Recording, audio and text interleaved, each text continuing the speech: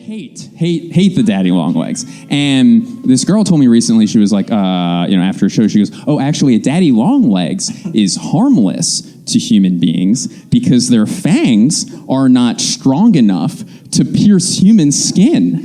And to that I said, do not speak to me like that. Don't talk to me that way. Their fangs are not strong enough. I was like, oh, socialize yourself. And she was wrong, by the way. Definitively wrong. I looked it up. Apparently, and by the way, if you get nothing else out of the set tonight, take this away. No animal is harmless if he makes you call him daddy. And that is...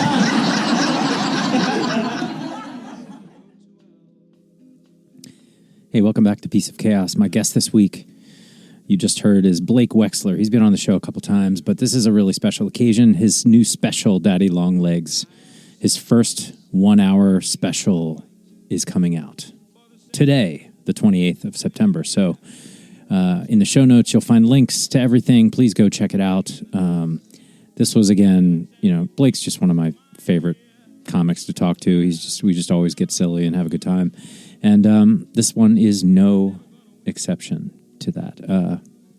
So enjoy my conversation with Blake Wexler, but also either right now or after you're done listening to the podcast, go check out his special on YouTube, Daddy Longlegs, and enjoy Blake Wexler.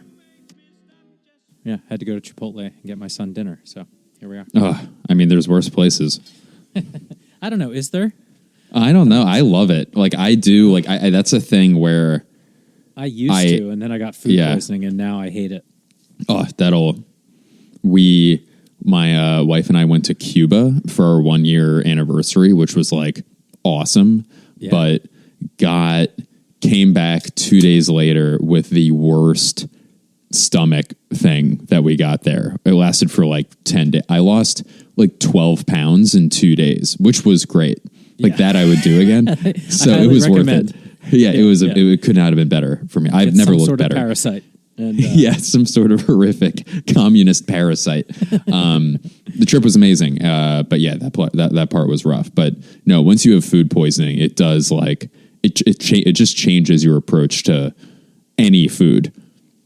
It was such a bad food poisoning too. Like it, I've had food poisoning probably 3 or 4 times in my life. Yeah, that I can recall, and it's bad enough. But this one hit me when we were at our friend's house. No. And I was just like, I was like, I got to use the bathroom. And I had to push past my wife, who was like just coming out of the bathroom with our son. I was like out of the way, and I just like projectile just made it into the toilet to puke. And then I think I shit myself then in their bed. Like it was a mess. It was like all exits go kind of situation. And, I had to walk out to them and just be like, I gotta go. I don't think I'm sick. I think I have food poisoning, but this was you don't go to people's houses and be sick in this day and age. They're like, what did you bring into our house? I'm like, I'm pretty sure that the visions in my mind as I threw up were the Chipotle that I ate today. And that is your body's defense mechanism being like, it was this. You can smell it. You can picture it. It was this thing. Don't touch that again. It happens. Right. I was like, no, it was definitely the Chipotle. And also, when you're that sick, there's no embarrassment at all. It's like, I need to sustain life. So it's, hey, I know we don't have this kind of friendship. I just shit. I've shit in my pants, puke in your toilet. I've never felt this bad in my life. So I don't know how I'm going to make it home, And it's just, I'm sorry I had to share all that with you, but this is just all I have. I have no filter right now. I just went out and I was like, I need bleach and a lot of towels you don't like. Right. Yeah, a lot of towels you don't. Dispose of a dead body in your bathroom right now. Insane. No, it's crazy. I've had it too. I think I've had food poisoning twice and wound up in the ER twice because I couldn't keep water down, and like same thing. Where like could not have any water, like just everything drained out of your body. It's crazy. So you're just younger than me enough to be a generation to be like, I think I should go to the hospital. Whereas my generation is like, you'll be fine. Give it a day or two. You know, like you're not supposed to be able to drink water for a day. Like, fuck you. You'll be all right. See, the first one where I'm like, I probably would have been okay. Like, or I would have been okay not going. And then the second one was like the Cuban parasite crisis. That might not have been food poisoning. No, that was, I was like, oh, I should.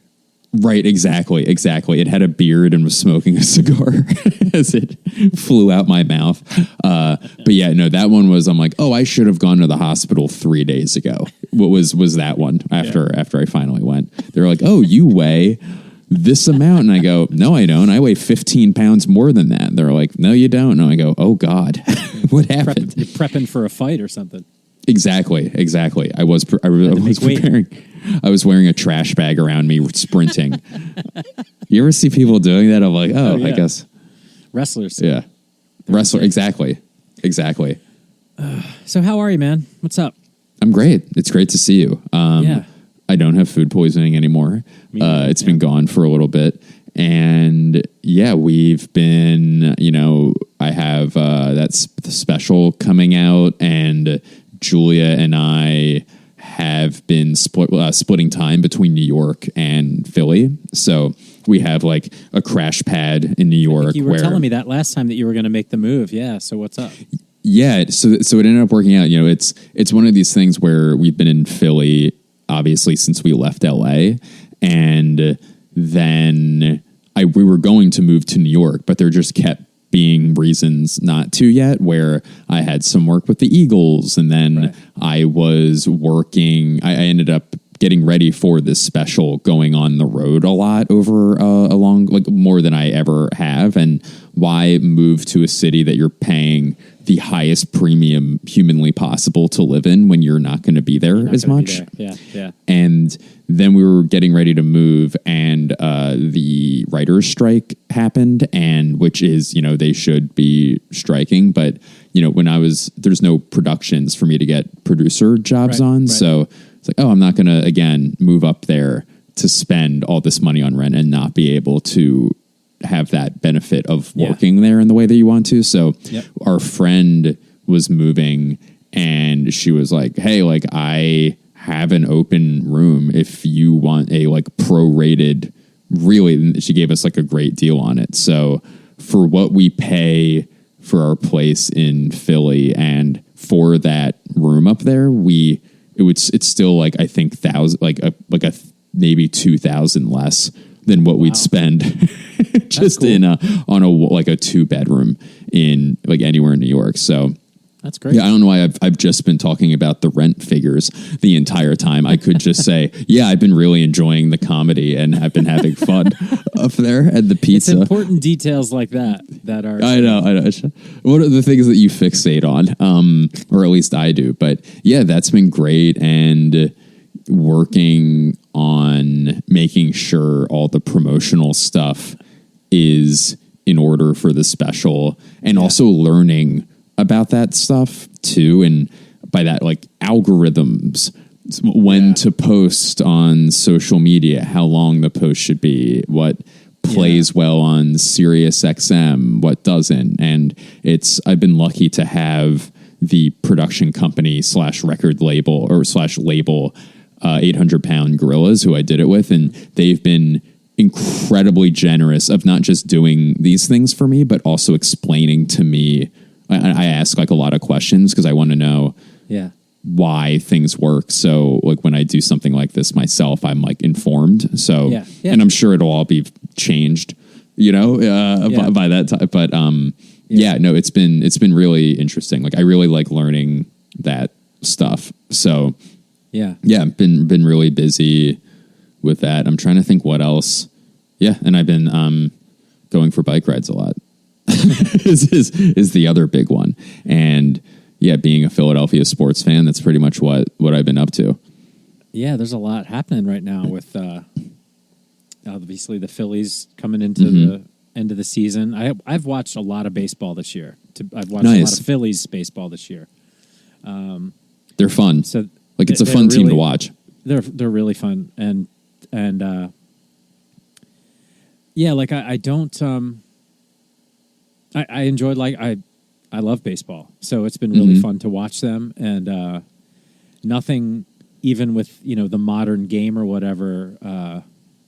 I don't mind watching them, and normally I can get annoyed with stuff, but they're just such a fun team, and they do play small ball and slap it around and steal bases. It's just a fun team. They're having a good time, so it's really fun to watch. I agree. Yeah, it has everything that you would want. Like if you like baseball, it has, to your point, everything that you would want, where they do play small ball, but then their leadoff hitter doesn't hit 200, but has like 50 home runs. And then, unbelievable. It's the Trey Turner arc and Bryce Harper of the Bryce Harper of it all. And like, it's in Bryson Stott's like the most likable player, and Brandon March. There's just so much. Yeah. They throw a no-hitter every once in a while. You have, just for the hell of it, yeah, Hall of Fame closer on the team. It's a really interesting team. I hope they can, they've just been fun. And to your point, like we've watched good teams before, but they haven't been fun. Like this team does have a personality, which is cool. Yeah, Castellanos is an interesting one. It was so funny. I think it was yesterday. He caught a foul ball that normally you probably want to let that one drop in that situation. Yeah. But he caught the foul ball and then threw the guy out at home. It was just I think it was today. I think so. John Kruk was like, no, let it go. Oh my God. And he's like, holy shit, he threw him out. Like that was a risky play, but that's balls. That's when you're like in the zone. Castellanos was like, I'm going to catch this and then I'm going to go throw that guy out. And now it's a double play and let's go hit, like I don't even know if they ended up winning the game. It was tied at that point. But a lot of great really fun characters. Mm-hmm. Football is fun to watch. Watch the Eagles. They're fun to watch right now. Did you see? I'm sure you saw Kelsey. I haven't watched it yet, but I hear it's great. I think we're going to watch it. Fuck? We're watching it tomorrow. What is today? We're watching it Friday. So yeah, I've just been away. Like I've been doing all this like comedy, and then I just haven't had, and I wanted to watch it like something like that. It's one of these things where you try to watch it in the wrong circumstances. Yes, which then prevents you from ever watching it. Where this one I will absolutely watch 100%. But I've listened to him talk about it for 2 hours with his brother and his wife on his podcast. Yeah, but I just haven't, because I can like screw around and do things while I'm doing that. But yet to sit down and watch it, I want it to be like, just lock in, sit down, don't, But it's great. It's excellent. Yeah, it's I can't, and you are a terrible person to ask this question because you're completely biased. Like, I don't know if a non-Philadelphian watches it and is like, that was amazing. I don't know. I can't tell.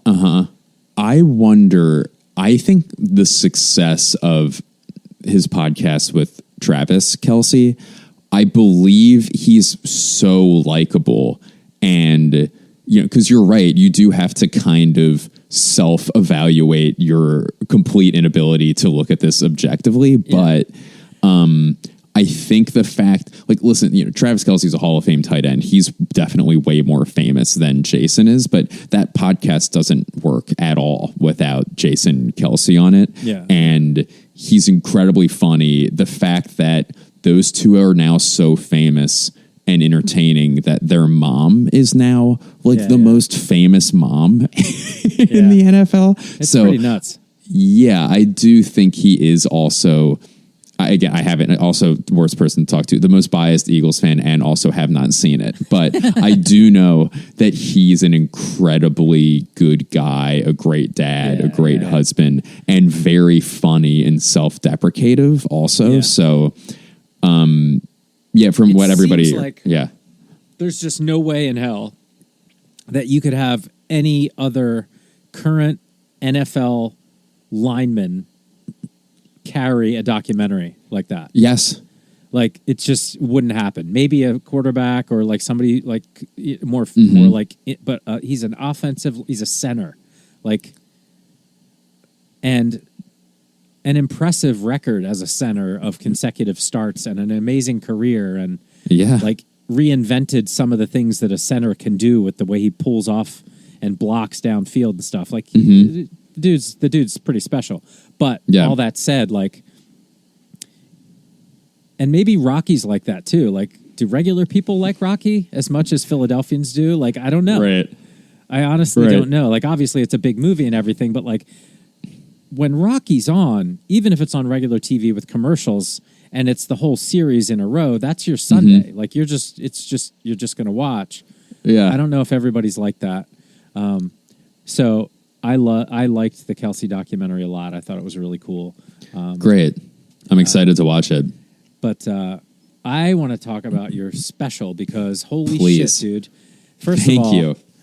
The 2 clips I've seen, and I got a sneak peek of a clip today, but I want to, like, the 2 things I've seen, this is my first impression, is you probably could have done 3 hours at that night and just destroyed. Like, you had... the best crowd ever. Utter control of that room. Like, I was like, holy shit. Like, thank you.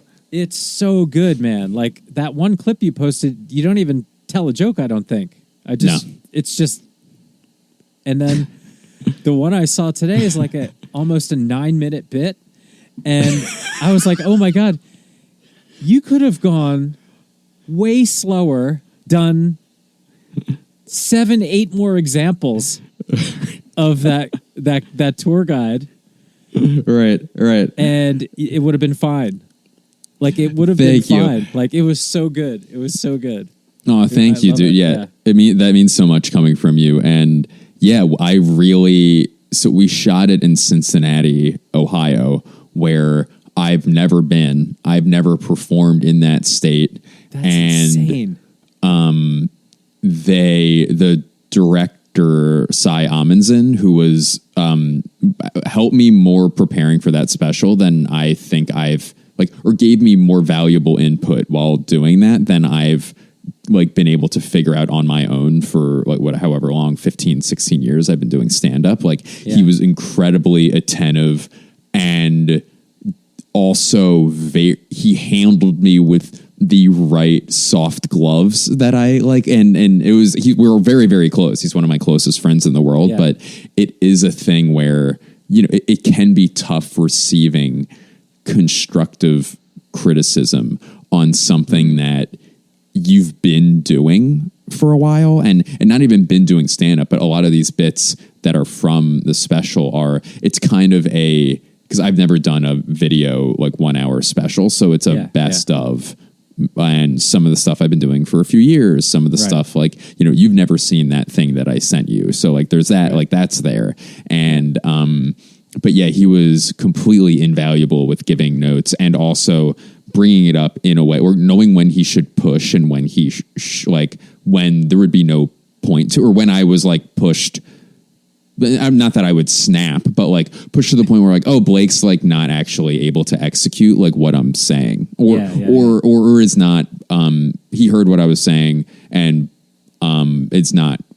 Says he doesn't want to do it, or disagrees, respectfully disagrees. So yeah. But yeah, no, he was great. And then, so he lives in Cincinnati and wasn't going to be able, so, he's an amazing stand-up comedian. I think you'd really like him. And he was going through some health issues at the time and, which he's been very public about. So he was not able to travel. So basically at the time. And so it was Cincinnati or it wasn't going to happen. And they have this very well-known, amazing comedy club there called Go Bananas Comedy Club. And they also were willing to headline me for 6 shows, and we shot 2 of them and we put a cap on the audience so we could fit the cameras and stuff in there. But it was early show Friday, early show Saturday, and both the audiences hit that cap of 150, 170. And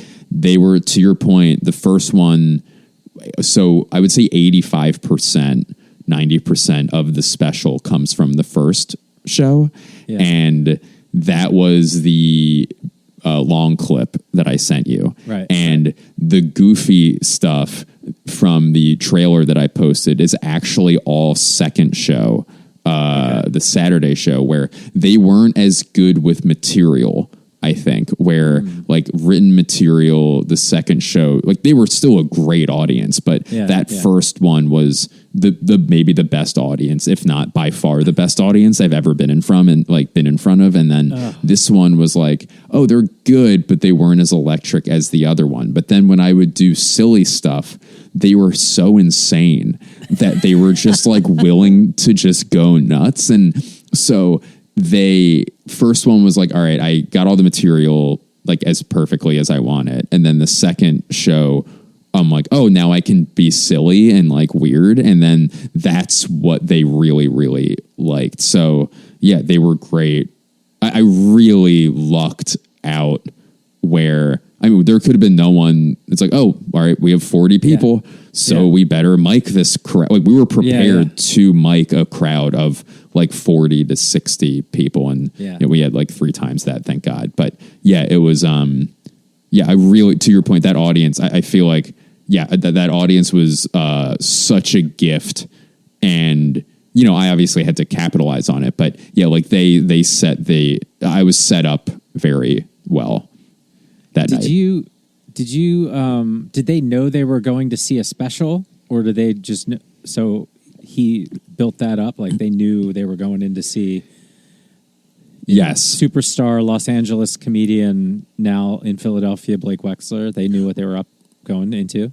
Yes, but so I've seen that backfire also though, where I've seen an audience get built up and then they can have the attitude, well, like, oh yeah, well you better fucking bring it, you know, like if I'm gonna get all built up, you better deliver. And then they just like their arms are crossed and they like don't want to laugh, which is insane. But I've seen that so many times. And then, but yeah, they knew when they were coming. But if they didn't know, one of the openers, who's a headliner himself, his name's Mike Cronin, who is really, really funny. And then also he opens for Tom Segura on the road. And so he's a beast, and he is a lot dirtier than I am, where I'm not saying he's filthy. I'm just almost like, I'm very clean, except I curse constantly. Right. So, and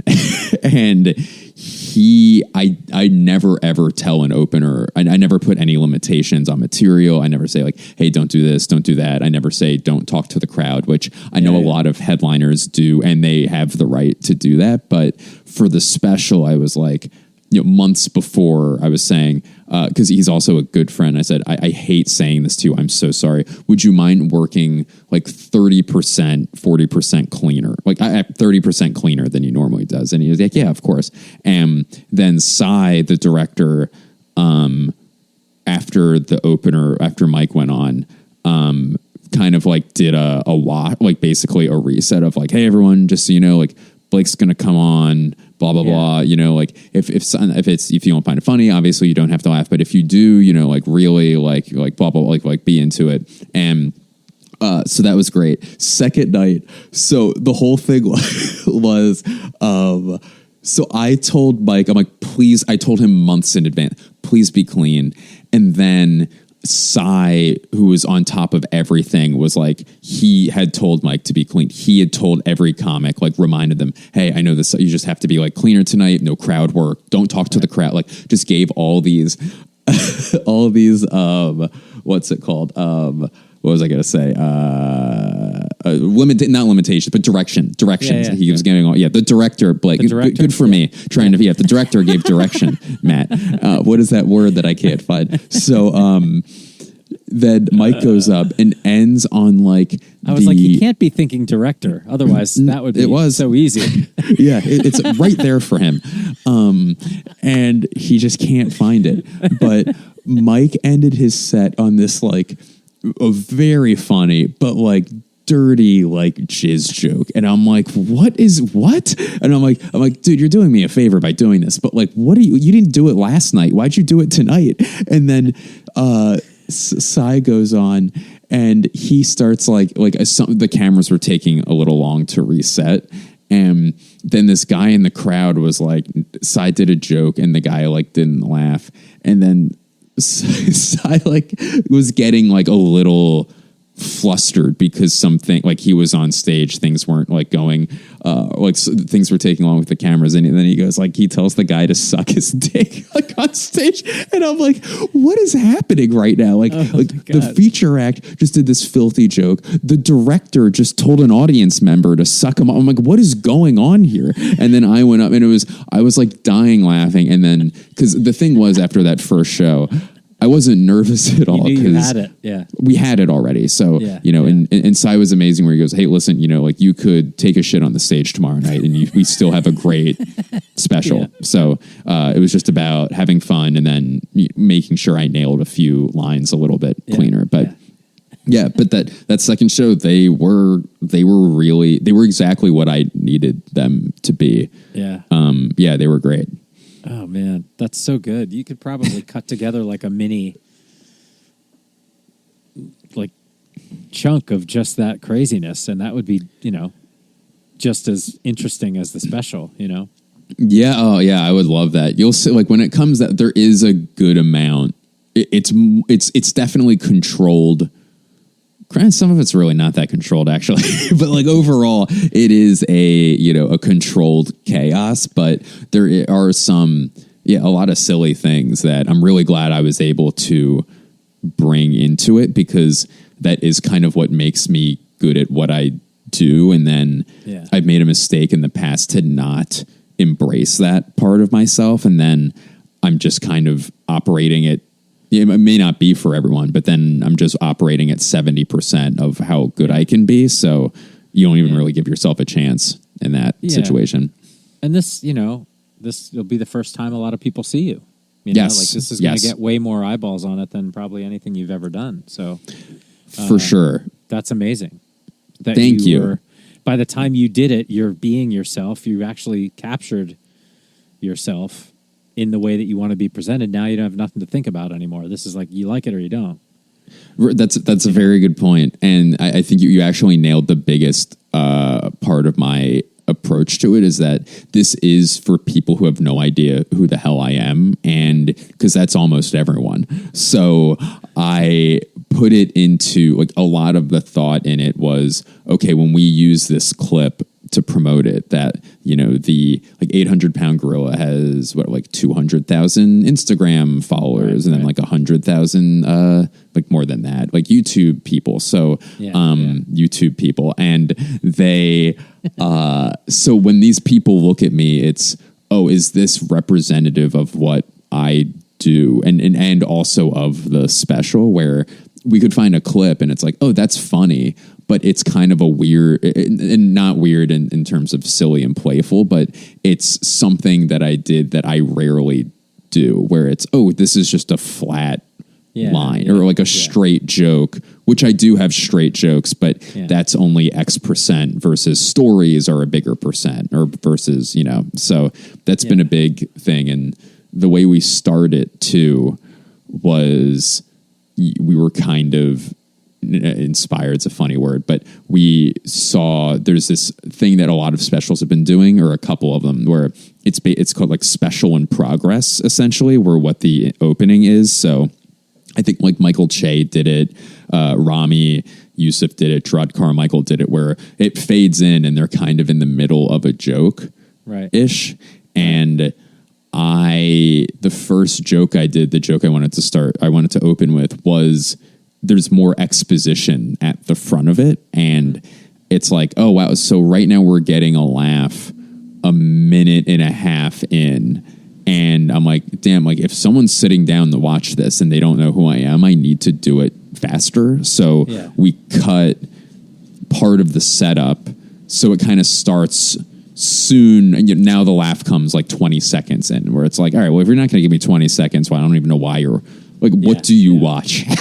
You know? So, that was a lot. So you did say it perfectly, where this is for people who don't know, who've never seen me before, or don't know who I am. Yeah. And I think the thing you put in the trailer was really cool as the lead-in, because it's almost like if you're into that, then you as a comic can get away with doing whatever you want. Mm-hmm. The material part or just the being silly part, and you're in already. Like, I feel like, because you're like, well, I know this is going to be silly. Like, this is going to get fun. Mm-hmm. So I go, tell me a story. Like, you know what I mean? Like, there's no, it was almost like there's no pretense to, like, you know, a crazy moment might break out, but here's a comic doing his special. You know, it's just like, oh, this is going to be fun. Like I want to see. What jokes is he going to do? You know what I mean? So just kudos, man. It really looks good, and it's really, and I'm sure that was not a final cut kind of thing that you sent, but Are you doing in the stage now, because it comes out on the 28th, right? Yes. September 28th. Thursday the 28th at 8 p.m. East Coast time. It'll premiere, but then it's YouTube, so it's there. It's there forever. There. Yeah. So are you doing like post-production, sound design, color correction, all that kind of stuff? Is that all done now? That's all. It's all locked and done, and then the clips are already edited by them with my input for sure. And then I also have edited some of my own clips too, but there is you don't want to put out 40 minutes of clips yet for an hour thing where it's like, oh, you want them to watch the whole thing. So, you just don't want to so that's the thing I'm kind of towing the line of. And another good thing about this is that I have been hesitant to release just straight jokes because so many of them are they're either on this special that I'm about to release and are filmed with 5 to 6 cameras instead of an iPhone, so it's oh, I shouldn't step on that yet. Or the jokes are not necessarily ready, or there's something I might want to. So I finally have an hour of stuff that I haven't been able to show anyone for a long time. So now I finally have these clips to put out that aren't just me talking to an audience about their dog, which is what I at least think so. So everything is that was the great thing about working with this company, 800 Pound Gorilla, where they had they had a lot of people who all know what they're doing and are on top of everything. So the amount of work, I would have had to hire people doing it myself, because I've tried to do one myself before, and I would love to try to do it again at some point. But I've seen the way both works, where if you do it yourself, you keep all the money. And if you don't do it yourself, then you keep most of the money, but they also have expenses, who's helping you, and you want them to make their money back. But it does the working with them, how good the editors are, the color people, the sound design. I was very, very fortunate with working with them. So everything's done. All that's left is doing lesser podcasts after this one, and then doing some radio, the precedent. Do you remember the precedent? No. I found them. No, I like to think they found me. But no, just doing trying to get the word out, and I'm doing. Do you remember the Preston and Steve show from Philly? Sure. Absolutely. Yeah. I don't know if we ever talked about that. So if you don't know, it's this radio show that's been around, morning show for decades, I think at this point. Yeah. A long time. And really funny. They were always number one in the mornings in Philly, even when Stern was here and Opie and Anthony. Stern, right? Yeah, and Yeah. they've just stuck around because they are. It's not just me saying this, but you do hear like stand-ups where like Bert Kreischer or even Mark Maron will say, "Oh yeah, those guys are pros and not like on you don't show up and they're just like on cocaine at 5:00 in the morning and But yeah, I interned there when I was in high school. Oh, no way! And yeah, it was awesome. It was funny. This is how sick I am. We had our final month in high school, you would do an internship, and everyone either quote unquote worked for their dad, which meant that they did not, they went to the pool or they babysat or whatever. And I'm like, I'm going to wake up at 4:45 in the morning as an 18-year-old and get like hash browns and coffee and like meet. But I got to meet so many cool people that way where Bryan Cranston would come in and all these Mark Maron, really big show, and then Michael Cera and Jonah Hill when Superbad was coming out, and so it was Chris Tucker. I remember coming in, and it was funny seeing because all the like comedians who were doing comedy clubs in the area would come in, and I'd get to bring them up and talk to them. So I'm sure they love that, but I'm sure. Well, when do you? How do you write your material? But no, yeah, they're great. So that's where I'm at now, doing promo stuff and editing some clips myself, which I've gotten better at editing. Are you going to go on Preston and Steve? Yeah. I'm going to go on. I think October 2nd. I believe I'm doing that. Man. Thank you. The intern, now the guest. He's back. Yes. Yeah, from the pupil to the CEO. Cool. Thank you. Let me ask you something about the promotion. I was thinking about, so all the people that saw it get recorded, do they know that it's coming? No. No, I don't believe they do. Because if they have the ticket sales and their emails, you should send them all an email and be like, because like, not for nothing, but like people like to say they were at something. Yeah. Like, and that's like 350 people that are going to be like, oh my God, the thing I was at, you can hear me laughing. You know what I mean? That's great. Yeah. I mean, it'll blow up Ohio for a minute. I need it. Right? Yeah. Yeah. And Ohio needs to be blown up. Not Cincinnati though. I love Cincinnati. I really like Cincinnati. I'm literally writing down what you just said.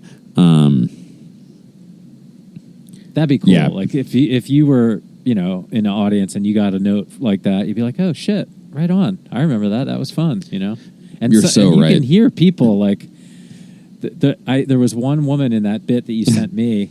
You could hear her like not heckling, but the fact that she could not stop herself knowing what you were going to say when you started doing that imitation. Like, I was like, oh my God, he has this audience so locked. Like, they were locked. Great. Like, it was really, really impressive. Really, really cool. Thank you, dude. Thank you. I'm psyched for you. It's gonna be great. I mean, I was thinking today, man, like it is like next to impossible to grab attention. Yeah. Like, you just can't. Like, almost impossible that anybody knows what anything is that anybody else does ever. 100%. To break through is so crazy. Like you could be like, I know people like 1 degree away, like on the soccer team, like other parents on the soccer team or whatever, who have no idea what part of the world my life looks like. Yeah. In a social feed or whatever, like things like, I don't know, complete zeitgeists that nobody knows anything about. Like it's nuts. Oliver Anthony's a good example. Like, like that's insane what he did with the song, and it's a great song. Yeah, but it's like this many people is 52 million people in a day, and you're just like, wow, yeah, you just disappear. So the fact that anybody breaks through is incredible. You just got to find your people. Dude, I totally agree. It's incomprehensible where the fact that there's someone who even kind of, to your point, in our world adjacent, basically, or even in our world, where someone will come to, some TikTok star will come to a comedy club near me, and I'll be like, who is this? And I'll look them up, and it's like, they have 18 million followers, and it's like, whoa, like this video has 70 million views. I'm like, I had no idea that like little kitty stockings, like Jessica or whatever, had all these fans, and it's unreal. And it is so, I wonder how it happens, but I guess that's just how siloed entertainment is now. Yeah. Where, It's how do you catch people's, it's individualized. So for anything to creep over and come through, but that's the other thing, is that lasts for a few days. Yeah. Like, and then we're on to the next thing. I'm just like, holy shit. Like, this is wild. It's wild. Crazy. So you just got to do what you like. And if people find it, they find it. Like it's that Kevin Kelly true fans thing, man. Like, you don't need everybody. Right. The numbers are bananas. If you get in front of 52 million eyeballs, the likelihood that you're going to get 10,000 people who are your fucking my favorite comic, pretty high. So like, that's where it's like these TikTok things is like, well, the algorithm's so dialed in and so changing all the time, but also so individualized. Each algorithm's a little different. Instagram is like the Nerf version of an algorithm compared to TikTok. Like, they're in the Stone Age, like deciding how to tweak their algorithm. Nobody is on Facebook that anybody gives a shit about that's making anything right now, for the most part. No. Like, Facebook, I don't understand how they're still, other than owning other shit, like 2 generations aren't on there. Ago, yeah. No, you're right. Yeah, you're right. Yeah. So, like, I'm only, like, I look at it like I'm still on there because all the comics that have been around in LA, that was all we were using for a while to communicate. But that's gone. Even now it's Instagram. Kind of. Yeah, it's to your point, which they own. But no, you're right. Yeah, that's right. Meta. That's why I was like, they own something else. Yeah, they own Instagram. So luckily for them, they had this backup social platform that's still there. But like, by the same token, I'm not really into Snapchat. But like, that's the one, man. The high school kids and shit are on Snapchat. That's the fucking thing. Crazy. So like, it's like, if you try to do it all, you'll probably be bad at it. It's like, I'm just going to pick a lane. And like, there's so many eyeballs. Like, TikTok is the no-brainer. Like, yeah, dude. Right now, it's crazy. I had no, and I can't. I not that I'm. Well, Blake couldn't figure it out, but TikTok, where I had no followers whatsoever on TikTok, and then this actually goes to your point, where I think I had, like, on Twitter, like 5,000 something, Instagram, like almost 4,000, like Facebook, like 3,000, whatever the hell it is. And then bragging. TikTok, I just didn't know, because I don't use it, is the thing too. I use Instagram the most. Yeah. And I'm just posting videos and like no one's watching them. And then I posted an old video of me doing the weather in college, and that got like 1.4 million views or something. And I went from having like 200 followers to now I have like over 8,000 just from that video. That's crazy. But it goes to your point of like, or I hope with that special and promo of like using the phrase false advertising, where I want to show them that I'm silly or that I can tell a story because that's what I do. And what's happened is that now on TikTok, people started following me because they're like, oh, this guy is funny weather comedian or whatever. But I don't have anything else like that. So you got to make some, I guess. I know. I gotta like retrofit what I do. And I still have, like all these thousands of followers on there, but they don't watch the other shit that I post. And so, the hope now is that like, oh, okay, maybe now it's all fucking You have a no mess. control, really, and it's timeless. So, like, None. the algorithm throws shit out of order. So, like, it's not like Twitter where you're used to, like, the feed represents time. Right. It's not. It's just totally fucking random. And Crazy. Not random, engineered, but, like... Yes. It's really interesting if you really start studying it. It gets really crazy and it shifts all the time. So what the advice somebody had a month ago on how to do something has changed. The algorithm is always changing. Like it's could be weeks. Yeah. So I think it's like it's just keep consistently producing whatever the fuck you want, and it'll find its place. That's kind of, it seems like, the best long-term strategy, because if you look at, like, marketing, like, not necessarily for artists, but, like, in general, the marketing current thought is, if you want to find your way onto all of those people's pages and be part of this surge that happens, it's like, you got to post a lot. You got to post 6 times a day, like 8 times a day. And it's just like, so that's your only job. If you're and it's not your only job. Right. That no, there's got to be other ways, there's got to be other ways. There's no way, to speak of Oliver Anthony again, like, he didn't do that. He fucking recorded a song on his phone and posted it and said, fuck it. And people fucking found it and knew that it was great. And that just is how it worked. So there is no answer. There's just like, well, try this. And this kind of worked for this person. And who the fuck knows, man? Like, I don't even know if the algorithm is necessarily like something that is controllable at this point. You know what I mean? Yeah. Who knows? It's more than likely that a good chunk of it is AI driven. Like they'd be stupid not to. So it's interesting. Although I will say, like, TikTok, once they launched the shop, and now that advertising is more of a thing, and they're paying influencers to pretend to not be making a commercial but are making a commercial, it loses its luster.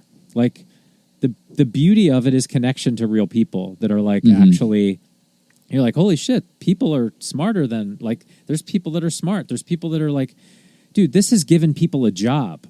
People that, like, love to research and go down rabbit holes that aren't crazy, like, not conspiracy theories, but, like, solving crimes and shit from their house. Like, it's crazy. That's amazing. Like, yeah, they probably should get paid to do that. Like, we found the thing that maybe could connect all these people. It's also very dangerous. You can scare the shit out of people. You can like mold people to do whatever the fuck you want. You can get 1 million people to believe complete bullshit. Like 50 million people to believe complete bullshit. Right. AI, like, I saw the other day, dude, they now have a real-time video translation, any language, AI model that changes the way your lips move in the conversation as if you're speaking the other language. As if you're speaking the other language, and you speak in English, they see and hear you speak your other language. Like, it's like, that is not far away. Like, not far away at all to be, like, global communication, no Rosetta Stone needed, just the AI language model. Like, that should change the world. Yeah. If we don't fuck it up. Well, now we can fight verbally with everyone across and have them understand what we're saying. But obviously, there's the positive of that, obviously. Yeah, no, I was joking. But yeah, that is unbelievable. I guess my backup career being a translator is now out. But that is so interesting. That's bananas. So, human connection, like, of comedy, that I'm bringing it back to your special. Like, that in-person connection that you had with those audiences that's so palpable and you amazingly captured in this special is going to be the most sought after experience. Like those types of engagements, like, because we can't trust the computer anymore, you know, like it's convenient and stuff, but like, it's just crazy. So I love how good your special is. I'm so excited. Oh, thank you, man. For people to see it. I can't wait to see it. And I think 800 Pound Gorilla, how long have they been around? Because I've seen, did they do Gary Goldman? I don't know if they did Gary. I know they did Gary Goldman. That's possible. They've done Nate Bargatze, Kyle Kinane, Kelsey Cook, Chad Daniels. They just did Sashir Zamata's special. They've done a lot of big, and they were around as purely comedy, like, you know, audio stand-up records at first. And then they moved into specials, I think, a few years ago. Like Kurt Braunohler, they did one with him. They've done just a million great comics. So I mean, that is like good for you, man. Like they obviously thank you. In my opinion, good taste. Like they're like, this is cool. Like they are not just spitting out specials of the person that they heard was supposed to get a special. Like, that's cool to hear. Thank you for saying that. Yeah, no, I think, and also Cy, like Amundsen, who was the director, an amazing stand-up comic, having his like co-sign me was a really big thing too, because you know, it was also like, oh, like Blake, like I've been around for a while. People have heard my name, but I've never had anything to. Bill Burr used the word undeniable, where. Like you need to be undeniable to take that next step. And I just haven't really, like, to be completely honest with myself, I've never had that.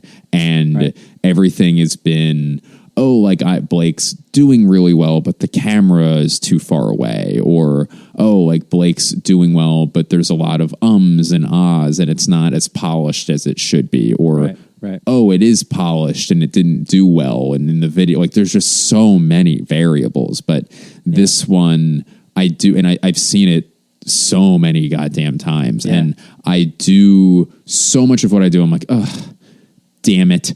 You know, like I'll watch myself just be like, oh, God damn it, for like a million different reasons. But this is, I mean, it took me 16 years to do it, but I finally have something where I'm like, oh, wow, this is in my opinion, and it's so weird to say this about yourself, but I'm like, oh, this I believe is undeniably good. So I'm psyched about it. And they, like the 800 Pound Gorilla folks made that, they visually made it happen.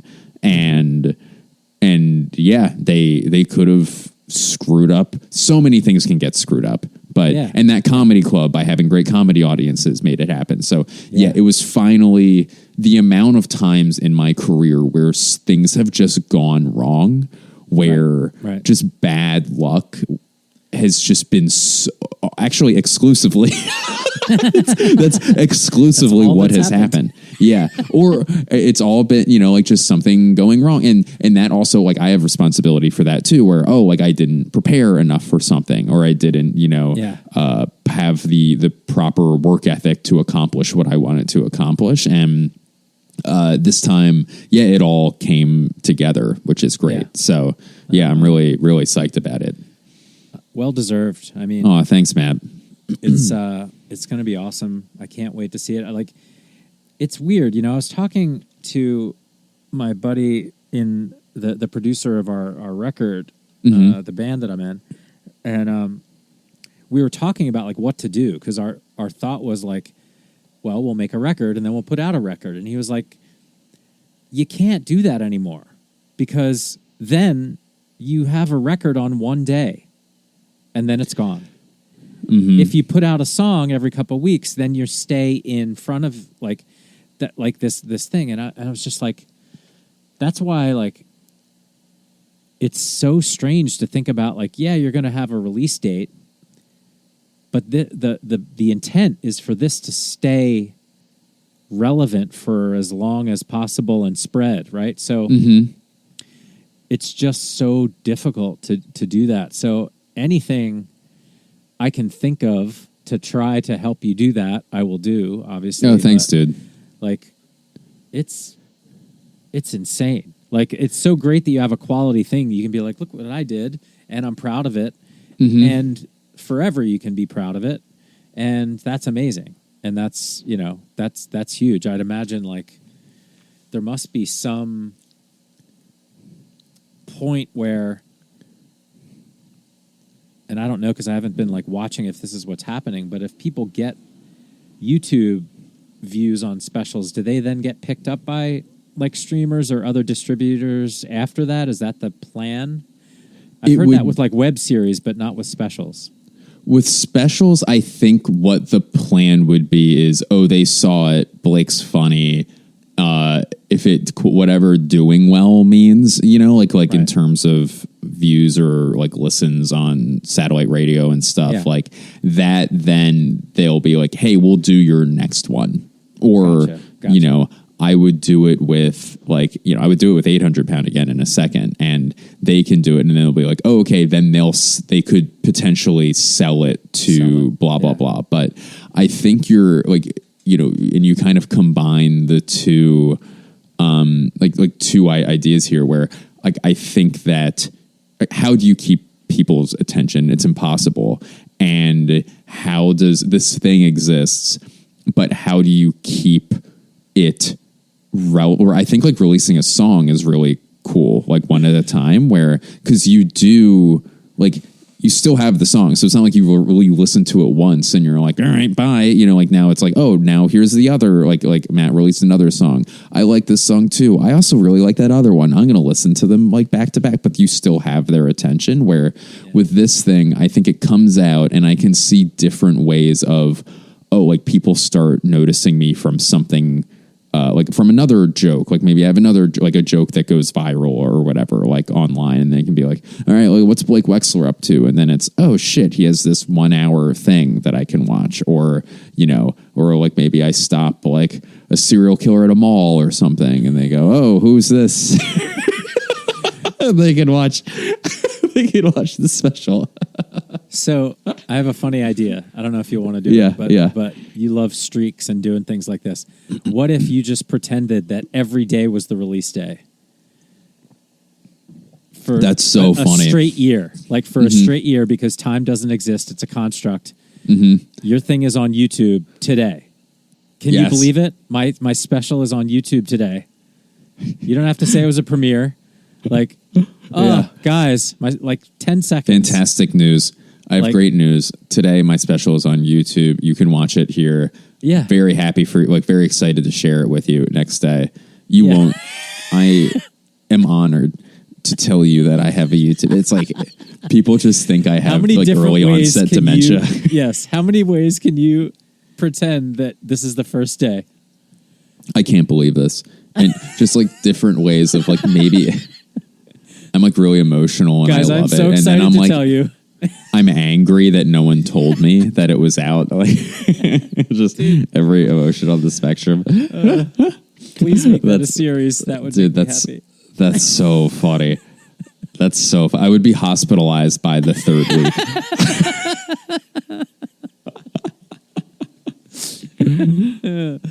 That's great. God.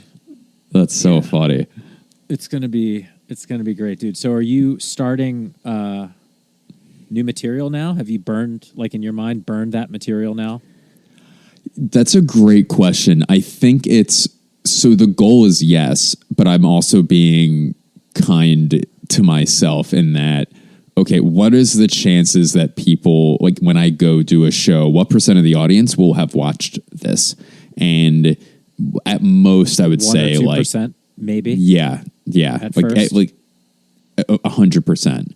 Or 100%, 1 to 2%. And so I would like to do new stuff because I want to do it. And I would like to, you know, some of the jokes from the special are from like when I was 29, like 28, 29, you know, and now I'm like in my, like approaching my mid 30s, and I'm married now, you know, like, and I have married material in there, and like I'm a grown up person now. So I do have different things to talk about, which is great. Right. And yeah.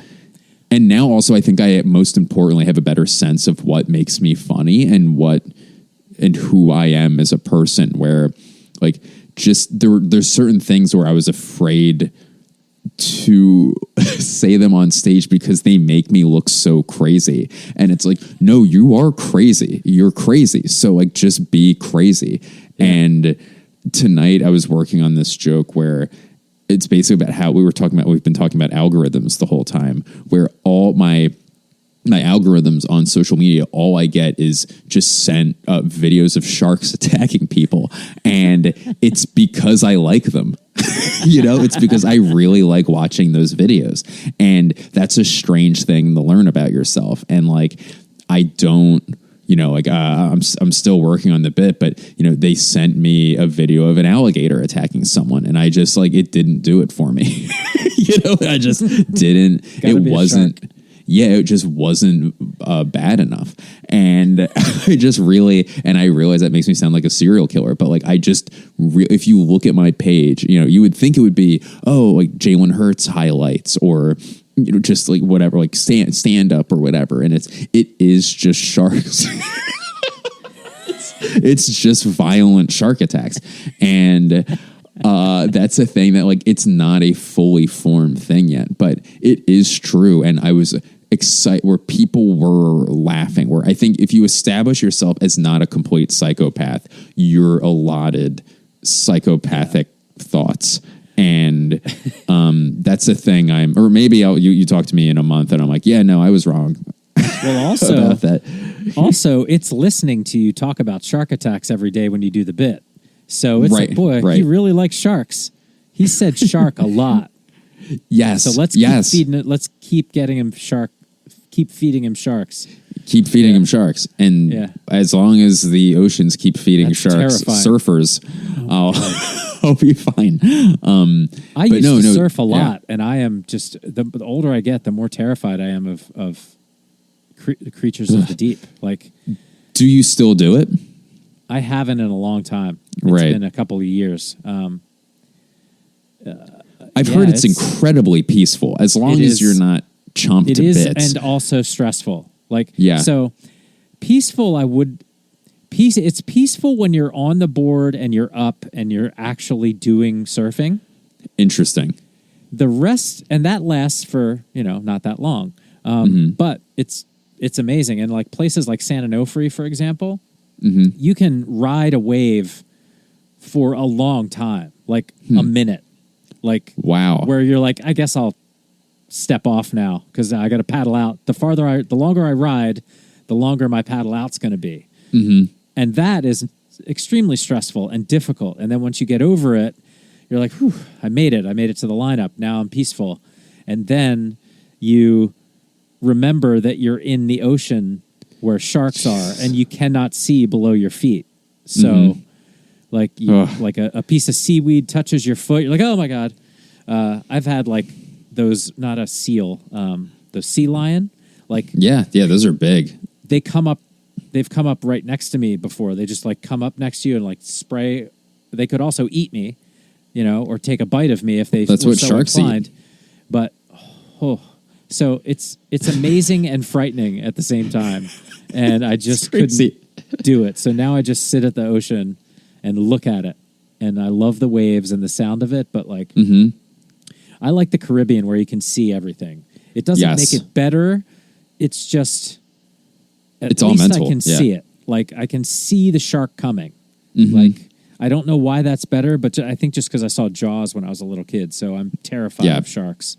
And you know when to be afraid. And instead of all the time. Yeah. Did you ever scuba dive? Yeah. Oh, I never scuba. I like would snorkel a lot and like I like swimming in the ocean, but I only did it once. It's amazing. But like there is no sound except the sound of your breathing apparatus, right? But I definitely heard the Jaws music. Like the whole time. Like it was there like dun dun dun dun dun dun. And there's a point in your vision, even in clear water in the Caribbean, there's a point where you can't see anymore. Yeah. And there are other things that eat and bite, like barracudas and like stingrays and shit. And you're just like, I don't belong down here. I'm the worst swimmer in this situation. Like, yes, of all of you, I'm the worst one, and I need to get out of here. And like, it's an away game and things you can touch that. Oh, it's the ocean's bananas. It's so crazy. It's because on land, and this is a delusional statement because any of these beasts would like, kill me immediately. But it's like, at least if I see, like, I could have a gun or something, like, and shoot a bear. Like, I could at least have a chance at if the 1 in a million chance that, like, while it's crushing me to death, I swing a knife at it and it hits it in the eye or something. Like, there's you have a chance because you also breathe the same air that they breathe, but you don't even breathe the same air as these things. No. You have air strapped to your back. Yeah, like, finite tubes, amount, like a couple tubes. If you swim too fast to the top, you're like, you get the insides bends. Explode or something. I don't know what happens in the bends. Yeah, but, dude, it's crazy. I don't know how we got on the ocean, but it is frightening. No, me neither. But people need to know. You like sharks. That's how we got. I love them. You love to watch sharks tear people apart. And you crazy. How are you? How often are you in the ocean frolicking? I'll swim in the ocean. Like, I just don't like. I can stand. I can stand. It's rare that I'll swim like past, or I'll go out past like my shoulders, which also sharks do go in that. That's where sharks go. But I also just to go back, and it's completely mental, where I'm no safer 6 feet out than surfers probably are, Right. And I can just stand, and I'm not floating, I guess, is the other thing. But yeah, it's interesting. Have you ever heard of people that are like afraid of the depth of the ocean under them? Like the concept. The infiniteness. That's funny.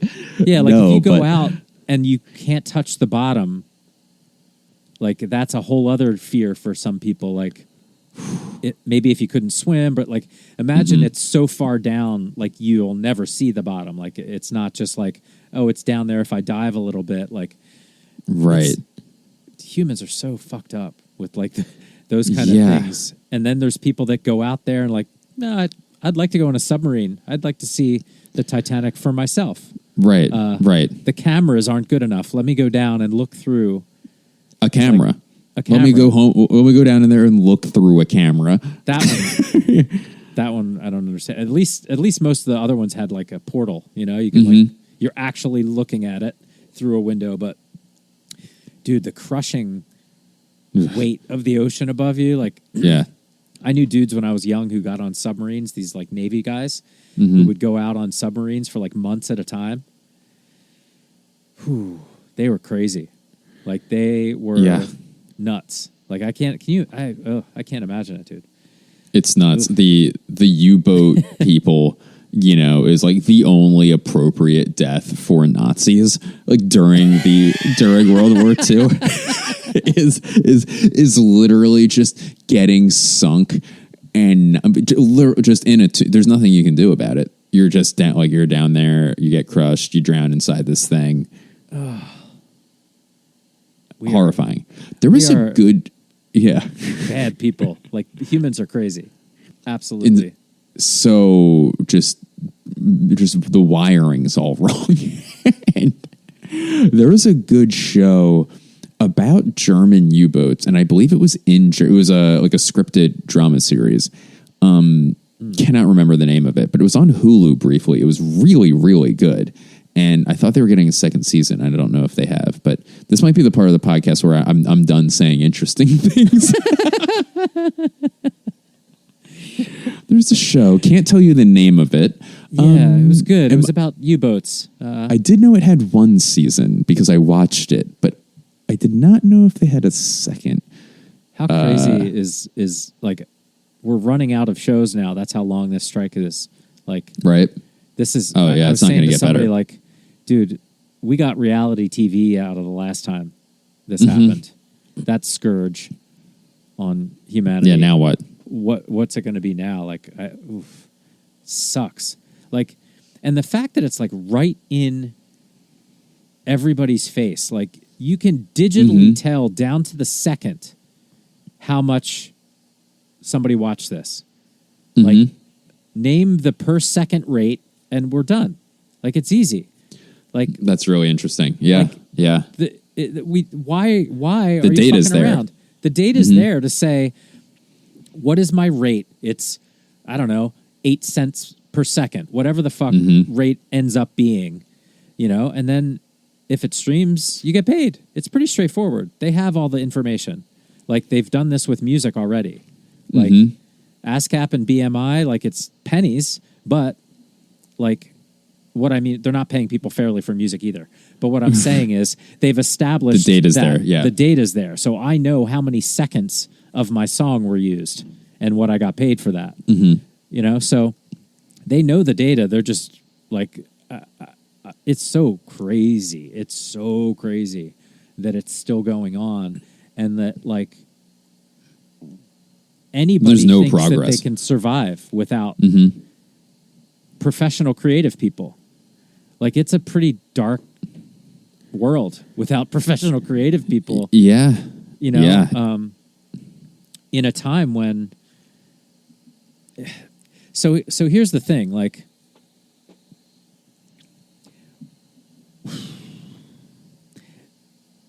an individual, if they're so inclined,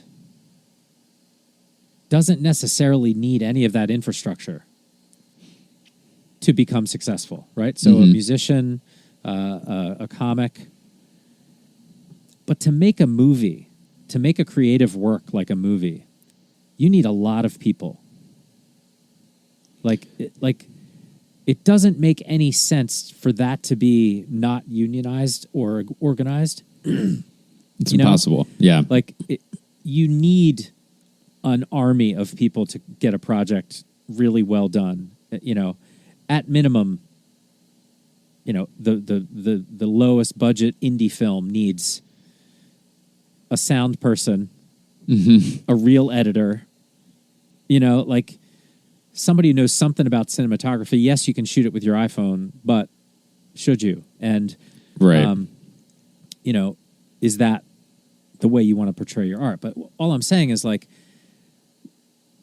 let's just look at reality. Like, there's the reason Hollywood is because everybody lived here that needed to do these jobs. So you can't do it remotely. So where are we all going to live? Yeah. You know, like, the weather's good here most of the time. That's why. Like, it's you can just shoot practical. outside more, right? Yeah, it's just a practical fucking thing. It's like, you got to get here, and so people are like, oh, the walls are falling down. And it's just like, well, yeah, okay. Where are you gonna shoot all year round? Like, and where are you gonna get an army of grips and carpenters that know how to build? And like, it's like, we just need to be practical here. You have the data. You know how much you made. You know how much you're making from the subscribers. It should have never been easier to come to a deal, is my point. That's such a good point. Like, this is nuts. Like, which makes it look worse. Over? It makes them look worse. Yeah. It sucks. Yeah. So I'm like, I'm annoyed as a consumer of material. You know, like I feel like I'm out of things out of things to watch, you know, like, and that sucks. Because there was so much. There was just this, like, you couldn't even possibly keep up. I mean, there's lots of stuff I didn't end up watching because I'm like, well, there's 8 seasons of that. I'm not going to watch it. But, like, it's time. It's time to catch up. But, like, man, what a weird thing. They got to get it taken care of, because the world needs artists in such a big way, like, more than ever, I think. And journalists too. It's just like, we've fucked this up with what we're doing, so we need to reset. And I hope that the motion picture, the Actors Guild, and the writers can get their shit together and get paid what they deserve. Like, dude, I'm with you, man. You and I have both seen just scratch the surface of, like, admin in production and the waste and the overage and the people who add no value, None. and you're just like, oh my God, that's who's protected right now. Like, it's so weird. It's so weird when you have the data to even question it. So hopefully that gets figured out. I don't know, man, but it's a weird time. Like, luckily there isn't a comics union, and you can keep working. Yeah.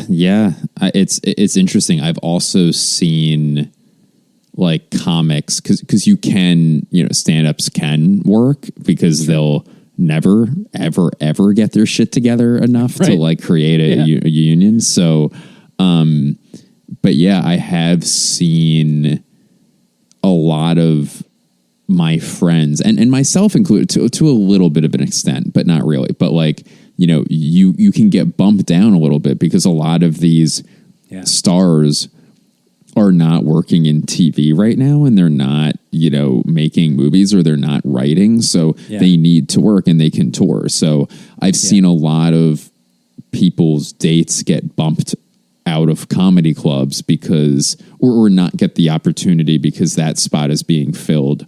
And I don't blame the clubs for this. Like, they need to sell tickets, but it's, like, we have this person from SNL here this weekend. And it's like, well, they never would have been there that weekend because that's when SNL happens on a Saturday, and they're working, with that. So it's been interesting to see an already very tight competition for dates, for spots, kind of get squeezed a little bit more. So there's so many effects from the strike, and also for as hard, if we're having trouble finding things to watch now, the real effect is going to happen like even a few more months from now, where as bad as it is now, it's like, these things take 8 months, 9 months to turn around. So then it's, to your point, let's put like 5 idiots on a beach somewhere and watch them starve to death or something. Like, put some hidden cameras around. Like, what is the next show? So